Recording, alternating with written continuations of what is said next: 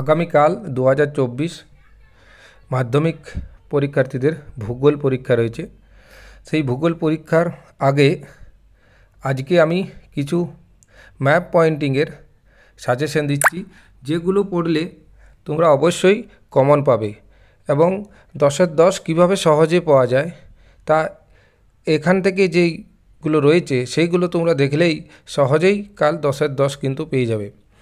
এই যে প্রথমে পর্বত শ্রেণী, মানে আমাদের যে ম্যাপ পয়েন্টিংয়ে যেসব ভাগগুলো থাকে, কিছু একটা প্রশ্ন দেবে পর্বত থেকে, একটা দেবে নদী থেকে, একটা দেবে বিভিন্ন উৎপাদক অঞ্চল বা একটা নগর মহানগর, এইভাবে ভাগ করে করে কিন্তু আমাদের 10টি প্রশ্ন দেয়। এই 10টি প্রশ্নের মধ্যে কিন্তু তোমরা একটু চেষ্টা করলেই 10-এর 10 কিন্তু সবাই পাবে।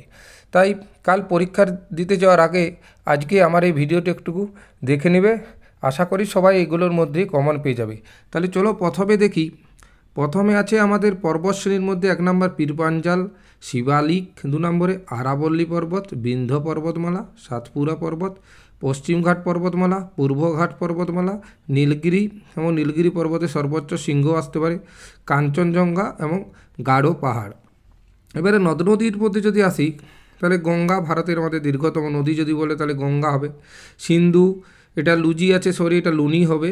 সবরমতী, মাহি, নর্মদা, তাপ্তি, মহানদী এবং গোদাবরী। এছাড়া আছে কৃষ্ণা, কাবেরী এবং ব্রহ্মপুত্র। এই নদীগুলো তোমরা যদি করে যাও তাহলে কিন্তু অবশ্যই পাবে।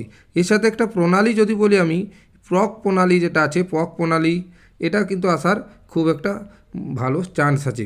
এর বিভিন্ন অঞ্চলের মধ্যে যদি আমি দেখাই, বিভিন্ন অঞ্চলের মধ্যে সর্বনিম্ন জনঘনত্বযুক্ত অঞ্চল একটি ভারতের, একটি বৃষ্টির ছায়া অঞ্চল, শিরোজ মৃত্তিকা অঞ্চল, একটি ম্যানগ্রোভ অরণ্য অঞ্চল, একটি মরু মৃত্তিকা অঞ্চল এবং তারপর উত্তর ভারতের একটি ইক্ষু উৎপাদক অঞ্চল, উত্তর ভারতের একটি গম উৎপাদক অঞ্চল, দক্ষিণ ভারতের চিরহরিত অরণ্য। বিভিন্ন বন্দরের মধ্যে আছে পূর্ব ভারতের একটি নদী বন্দর, ভারতের বৃহত্তম বন্দর, করমুক্ত বন্দর এবং হাইটেক বন্দর। এই বিবিধর মধ্যে আছে কি কি, যেমন আছে ভারতের ম্যানচেস্টার, চিকেন নেক্স, পূর্ব ভারতের প্রবেশদ্বার, শিলিগুড়ি, বছরে 2 বার বৃষ্টিপাতযুক্ত অঞ্চল, পূর্ব পশ্চিম উত্তর দক্ষিণ ভারতের একটি করে মহানগর, বন্দর এবং বিমানবন্দর। এই যে পয়েন্টিংয়ের যে আমি যেগুলো বললাম, এগুলো যদি তোমরা ঠিকঠাকভাবে করে যাও, এগুলো করলে কিন্তু তোমরা 10-এর 10 কিন্তু শিওর পাবে। এবং আর কিছুক্ষণ এর পরে কীভাবে ম্যাপ পয়েন্টিং করতে হয় তাও আমি একটি ভিডিওর মাধ্যমে তোমাদের জানাবো। যদি এই ভিডিওটা তোমাদের ভালো লাগে তাহলে অবশ্যই সাবস্ক্রাইব করে দেবে সবাইকে আগাম শুভেচ্ছা রইল। ভালোভাবে সবাই পরীক্ষা দাও।